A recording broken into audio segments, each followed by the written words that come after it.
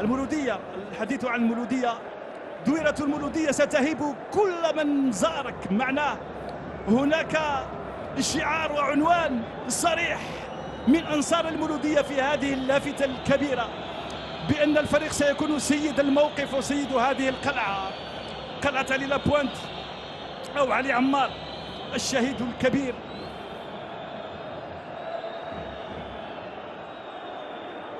المشهد أيضا مهم جدا، ملفت للأنظار وللحضور، لأن المولودية تلعب أول مباراة على هذا الملعب على معقلها الجديد بحضور جماهيري قياسي كبير، سيتابع سيشجع في سهرة إفريقية وتوحي بالإثارة الكبيرة. الملعب والحضور ورابطة الأبطال، كل ذلك من أجل المرور إلى دور المجموعات. تيفو رائع من أنصار المولودية فوق المدرجات، الملعب الجديد، القلعة الجميلة، هذه القلعة التي دشنها السيد الرئيس في 3 جويلية. والتركيز وضربة البداية الآن لمصلحة المونستير.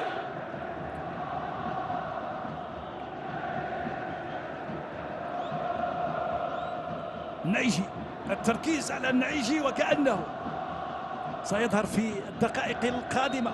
حليمية راح يلعب كرة داخل منطقة العمليات، داخل منطقة الجزاء، هايلة بالراس، يا سلام، العارضة تنقذ الموقف. العارضة تنوب عن الحارس سليمان بعد رأسية كيبري جونيور. في المرة الثانية الكرة بعيدة، ها هي معادة بالعرض البطيء، خروج الحارس أو بن خماسة براس العارضة، وبعد ذلك جونيور. كيبري في المرة الثانية بعيدة مرة أخرى. نعم مرة أخرى هناك شد واضح، وكأن حكم المباراة لا ينتبه ولا يرى ولا يشاهد ماذا يحدث داخل منطقة الجزاء. عبد اللوي الجديد، هيا شاهدوا معنا، منع واضح، الصورة واضحة، وتشاهدون ماذا حدث منذ قليل في كرة لمولودية الجزائر وخروج الحارس مساوي.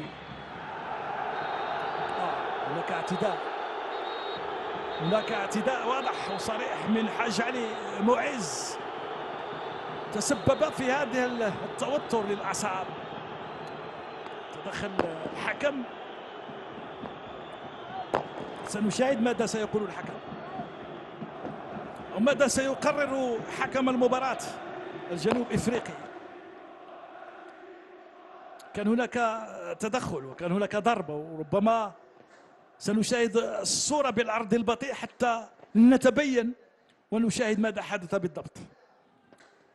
هنا بدأت العملية، وبعد ذلك تغطية دفاعية، المسك والضرب.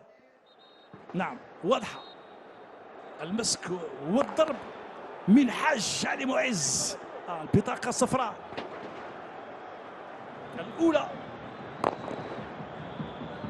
اليسار لموالي، طلب الكرة زوكرانا، وصلته من جديد بن خماسة،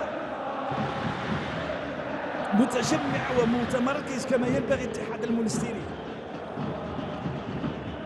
ممتازة العملية، يا سلام السوسو،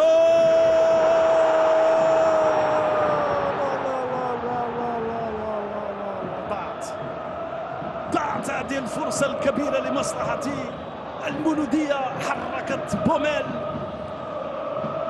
وكانت سهلة تقريبا من مسوسة، فعل كل شيء وقدم كرة الهدف الأول، ولكن جونيور كيبري متأخر، أو أنه لم يتعامل مع الكرة بالطريقة اللازمة والصحيحة. فرصة كبيرة جدا للتقدم في النتيجة ولتعديل النتيجة لمصلحة المولودية. ما الذي حدث في هذه الكرة من كيبري؟ البحث عن مسوسة والتغطية الدفاعية. فابريس زيغي، أحمد جفالي، مباشرة حاج علي حكم المباراة 11/2012. بعض اللاعبين الجزائريين أيضا الذين لعبوا بألوان الفريق، منهم مؤخرا الموسم الماضي كان يضم في صفوفه جمال بالعابد، كذلك عبد القادر بوتيش، عبد الحكيم مقران. يا كرة صعبة فوق المرمى، كاد يكون هناك هدف عكسي، خاطئة لدفاع المولودية. عبد اللوي الضغط، بن خماسة، رائعة ممتازة هايلة جانبية فوق المرمى. من زوغرانا لا يصدق بأنه ضيع هذه الكرة الصعبة أو الفرصة التي كانت ممكنة من زوغرانا. هايلة، كرة ممتازة رائعة، ولكن الإنهاء لم يكن في المستوى من زوغرانا. ربما ما الذي حدث؟ رفع القدم أكثر من اللازم أم أنه لم يتمكن من ضرب الكرة بالطريقة الصحيحة بباطن القدم؟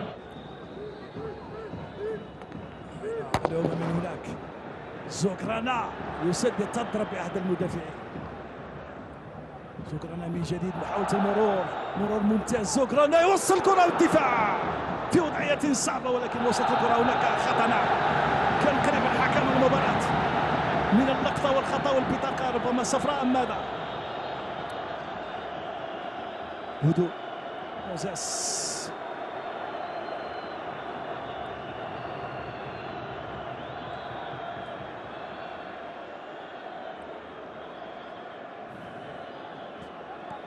الانفعالات طبعا موجودة، رهان المباراة.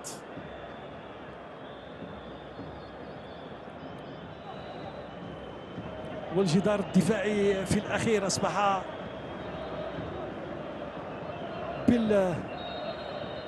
بالقانون أو قانوني. ملعوبة إلى سلام،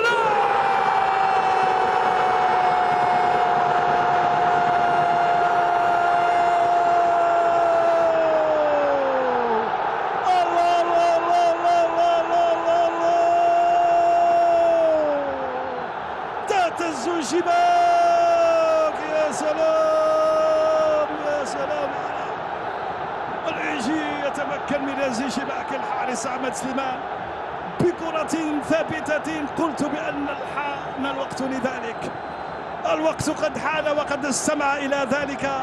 العيجي بهذه الكرة وتهتز الشباك والمدرجات تتحرك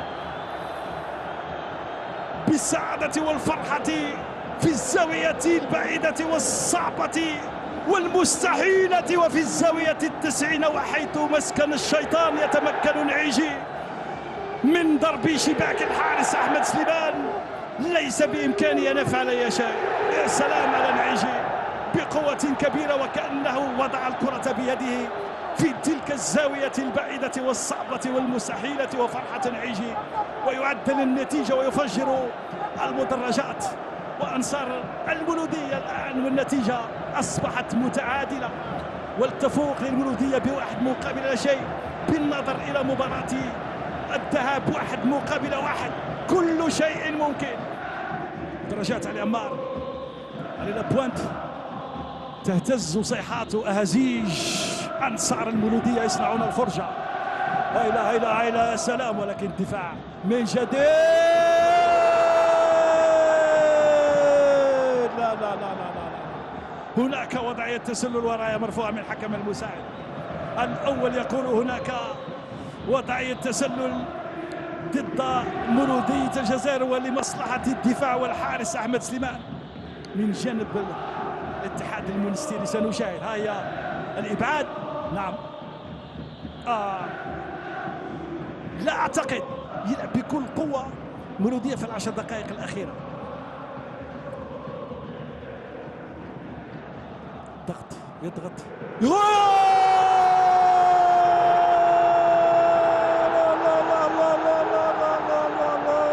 يا سلام.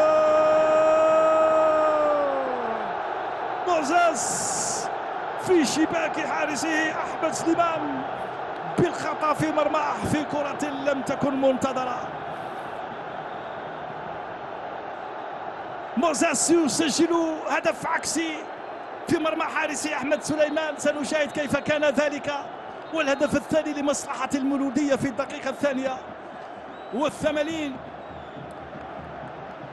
من زمن المباراة. خادع الحارس موزاس بهذه الطريقة يسجل للمولودية بطريقة رائعة. كانت صعبة على حارس المرمى أحمد سليمان، ليس بإمكانه أن يتمكن من الوصول إلى الكرة وإخراج الكرة إلى الركنية. كانت صعبة، وبالتالي الهدف الثاني للمولودية في الدقيقة 82 من زمن المباراة.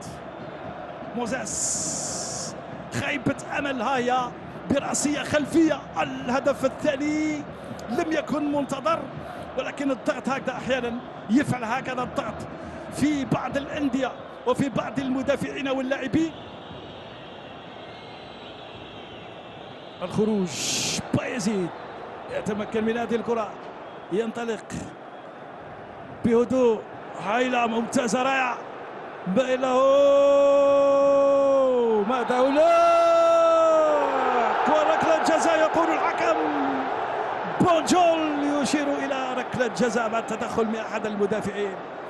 سنشاهد ماذا حدث والتدخل القوي، واستحق بذلك بايزيد ركلة الجزاء المحتسبة في الوقت البدل الضائع. تدخله كان هو التدخل وضرب الكرة وضرب الرجل وليس الكرة، مثل ما نشاهد من البديل أو اللاعب أحمد سليمان لتعميق النتيجة لمصلحة مولودية الجزائر في الوقت البدل الضائع من المباراة. مباراة العودة والمباراة الثانية، مباراة التأهل إلى دور المجموعات. توم وكان وراء العملية بايزيد. سوسو ضيع من براعة الحارس. كرة ثانية،